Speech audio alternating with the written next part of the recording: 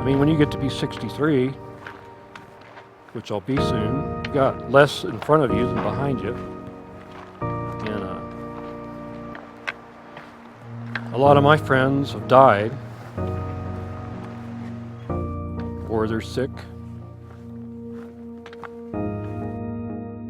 I mean, the only thing you can do, you just keep being the master of your own life.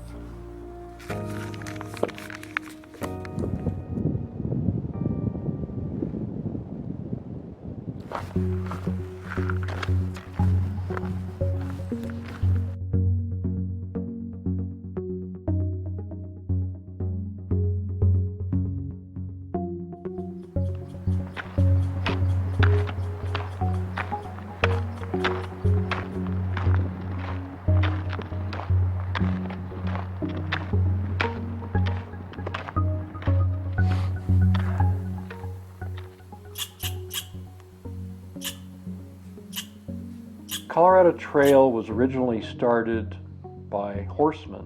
They were looking for a way to connect the trails to go across the country.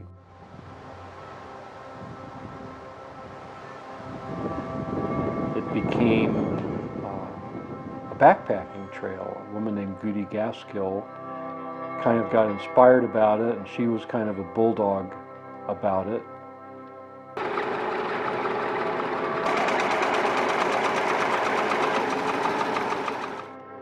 The Denver Post actually wrote a story called The Trail to Nowhere, which so pissed people off that they got moving on the trail.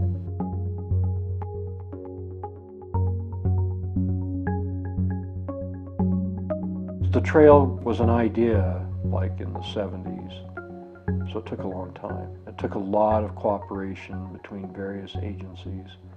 They constructed some trail, but mostly they just linked existing trails, and they're still, kind of working some of that out.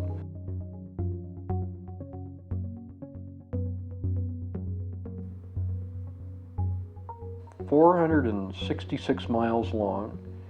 It starts in Denver, Colorado, and it goes to Durango, Colorado. It has a new addition that's 80 miles long, which makes it 566 miles long, which is what I'm going to do, the Collegiate West part.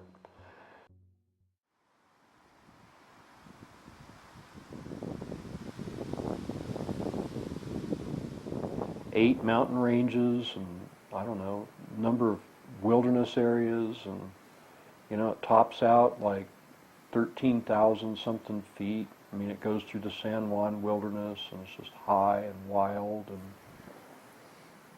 it's unique. It is the Trail of Colorado. Looks like I'm leaving. I had 3 weeks of vacation, and I kind of thought, okay, you might be able to do it in 4 weeks, but probably not. And especially with the kind of the lingering snow this year, and the further I progressed in planning and the longer the snow lingered, I just realized that this was too big.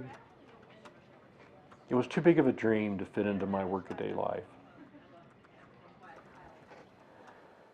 So I felt like it was kind of an all or nothing thing. I don't know what to do. I might have to quit, and I don't want to quit because I don't have the money to do that. I don't have the resources, And 3 days later, we had the buyout offer. And I was just like, well, thank you.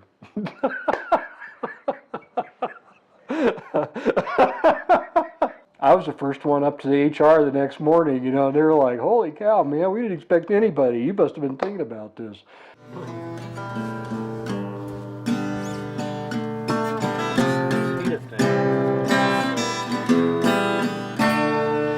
That's enough of that. I'm just going to talk about my friend Dean Krakel. Testing. Dean Krakel.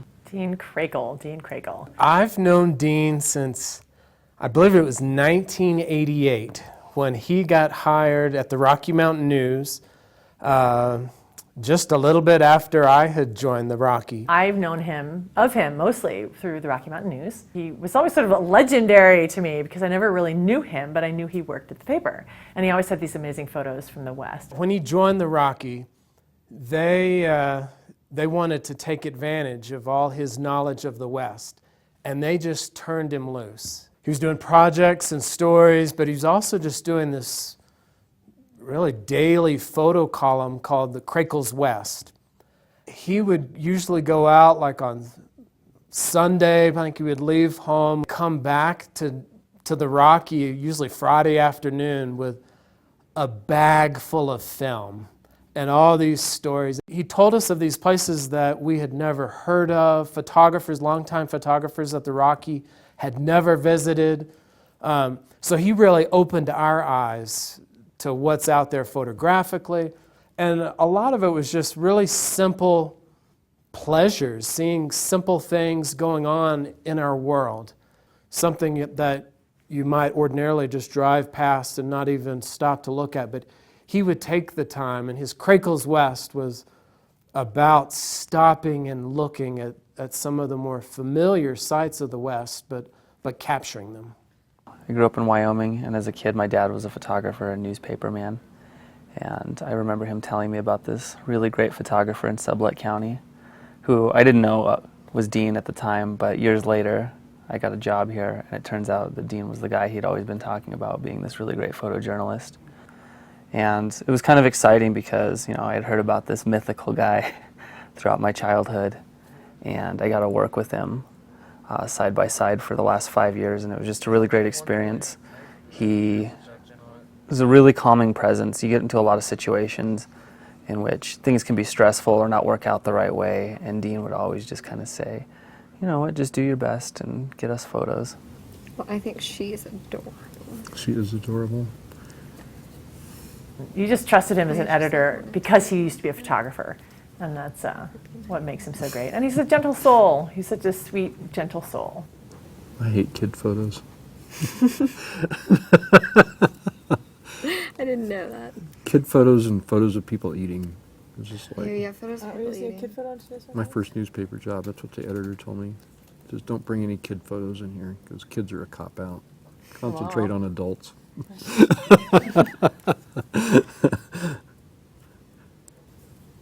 I like his hands. I like the hand too, but I also like the tilt of his head Yeah. here, But this one has a lot more juice in it. Advanced. What's their name? Moon Hooch, maybe? I don't know. What? They all have Moon very Hooch? strange names. And I think that he just liked to see the world, regardless of how you felt about your performance in it. He was excited that you were out there living in it and bringing that little piece of it to other people. I love the Denver Post. I love the photographers. I love my job. I've always wanted to be a picture editor.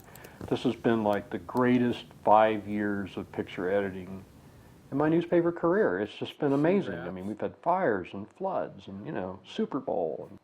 It's awesome. But I feel this calling to do the trail. And every time I turn towards the trail, really good things happen. See you, Maureen. I expect to hear from Bye. I'll miss you. Go. I think I got everything.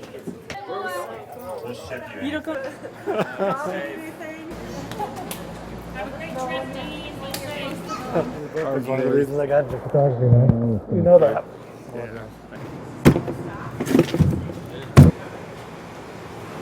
We miss him greatly at the paper. So I think he was, everybody leaves their mark, and he definitely left a mark at the paper in a very good way.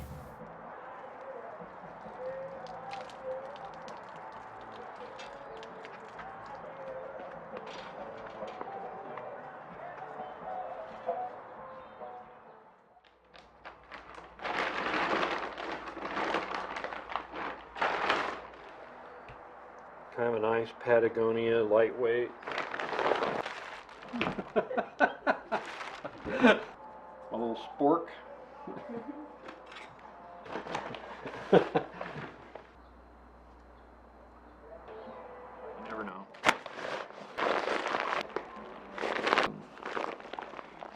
I didn't have much of a buyout.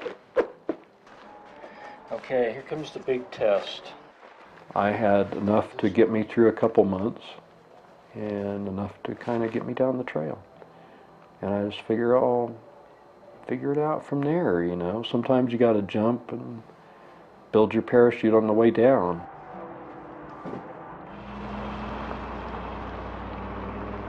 In a lot of ways, he's been making this journey, this hike, this Colorado Trail hike, ever since I've known him. And these Crakel West was a hike. For him to be on the Colorado Trail was something he's been at work on his entire career.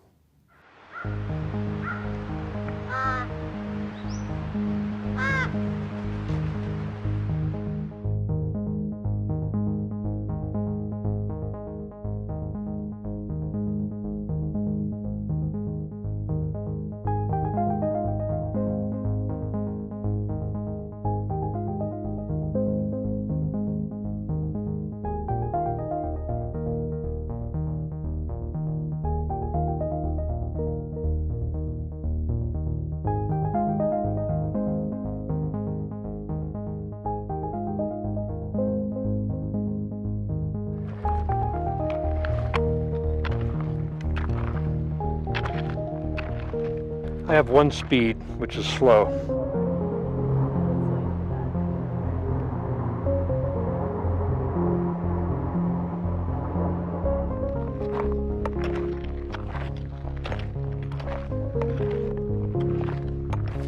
God, I don't.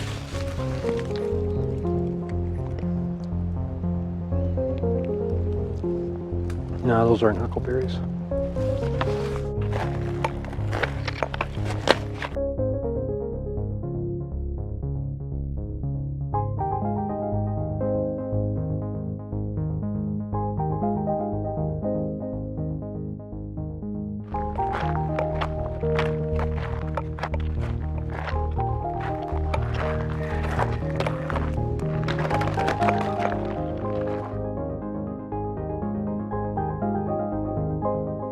My parents didn't travel, and they kind of saved, you know. It was like everything was going to be kind of retirement. I think a lot of people do that. You know, it's like, oh, you know, when we retire, we'll do this or that or this, you know, and we'll have time for this or that. My parents both died.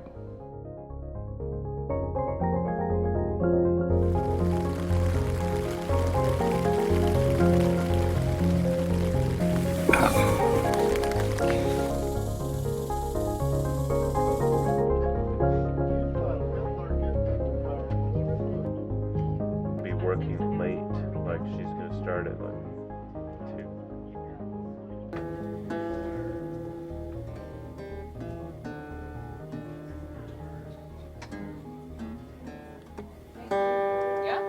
I can't play Wish You Were Here properly, Dean. Please do. But I wish you were here.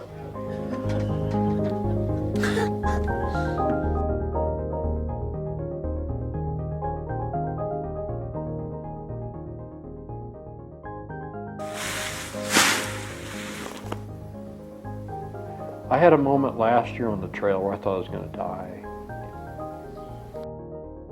I did put my finger to my pulse, you know, and it'd be like, whoa, because it'd be beating, and then it would stop for like a long time, and then it would start beating again. It freaked me out. What am I going to do about this?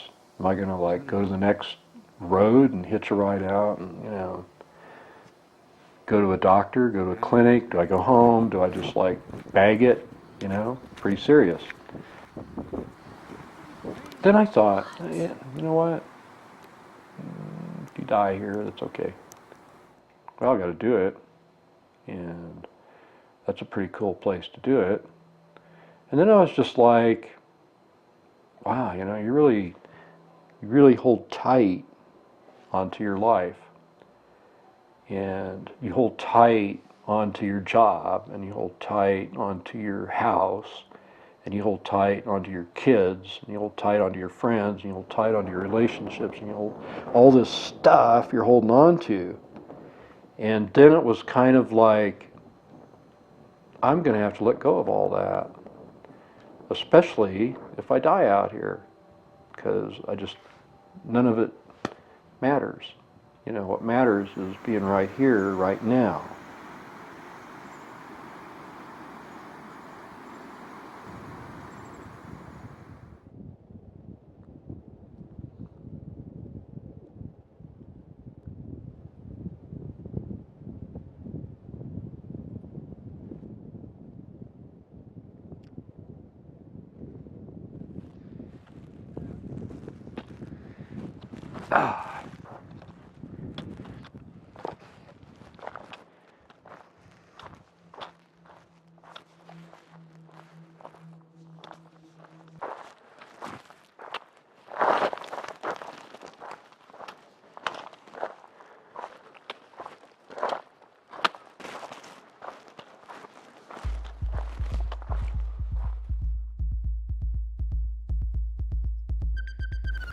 This is a pretty benign place.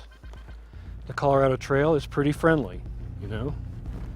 But something go wrong, it can get real fast.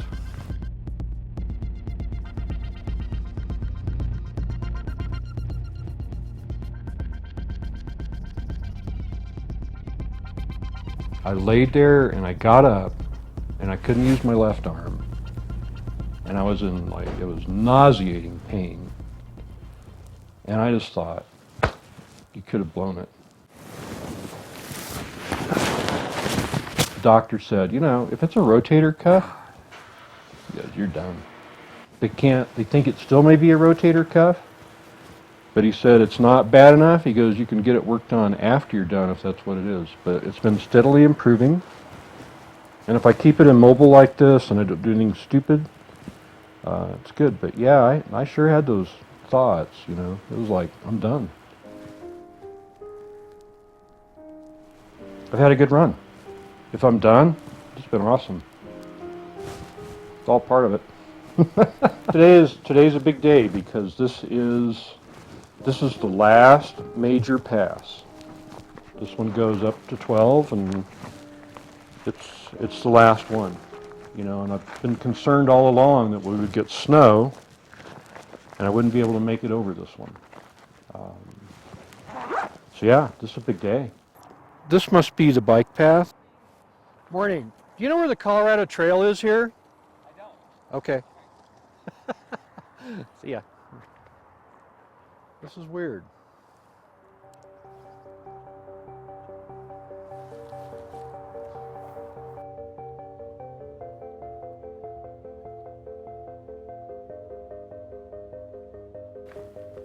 I mean, I think that injuries happen they're part of our consciousness, you know? Injuries happen because we need to make an adjustment. It just reminded me, you know, it's like, pay attention. Don't do foolish things. You should live in a way with no regrets.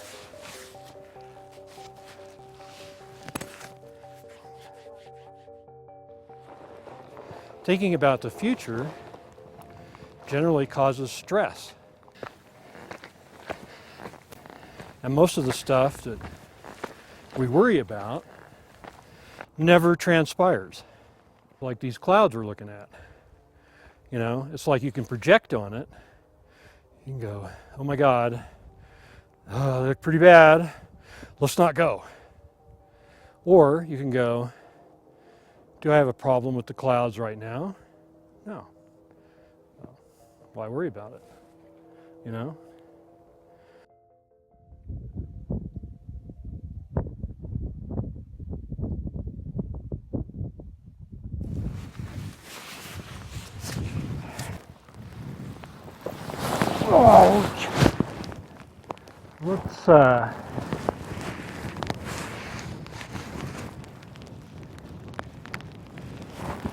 Let's go shelter up. We're gonna get hailed on. Yank that umbrella out.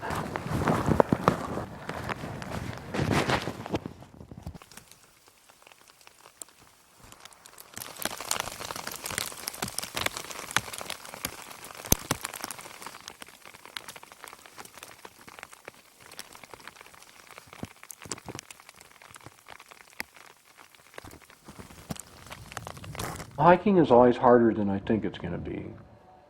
It's always less enjoyable than I think it's going to be. It's always a lot of work. You know, you spend about half the time like going, why am I doing this? This is hard. Why can't I just go home?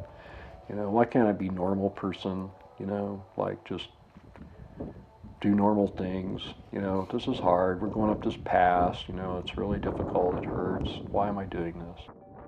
And then it just becomes like you're kind of flying. You know, your body's all in tune with everything, and your mind's in tune, and you've kind of, your story is kind of unraveled, and you're just in the moment. And that's the best part of it. It's like, now we're miserable, and now we're not. Made it. Last big pass.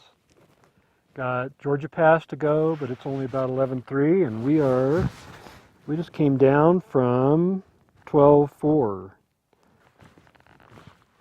I can't tell you how good that feels.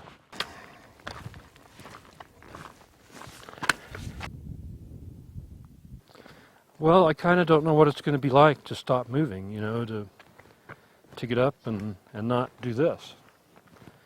You know, how confining is that going to feel? It's not like I have a wife or girlfriend waiting for me, you know, and no job. So I'd just soon stay out here, you know, if the weather was good. I guess, you know, home is part of the journey. I don't know where the trail will take me, and I don't know what's at home, but it's like, it's all kind of one journey. We waste so much time. I mean, you know, we all kind of live like we're just going to be around forever. And I think that's one thing about being on the trail is, you know, it's like every moment's just really beautiful. Pretty grateful. Pretty blessed to be out here.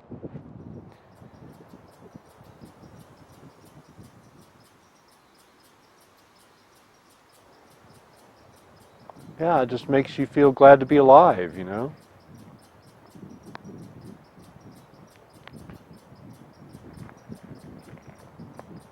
I think I've climbed well over 100,000 feet, 550 miles, give or take. 3 pair of shoes. Durango to Conifer, Colorado. It's like I don't have any big answers about anything. You know, I don't have any answers about my life or relationships or the future or work or whatever. But the thing is, I still would have had to have done it. You know, I still would have had to have done it.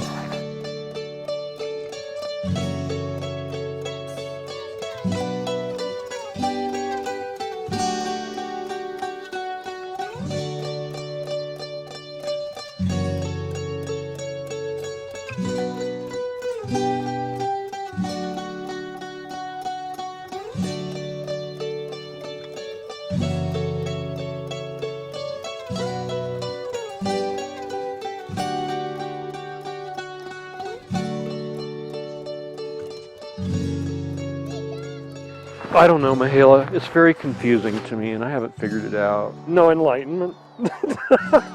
You're just gonna walk. Man, I really miss work.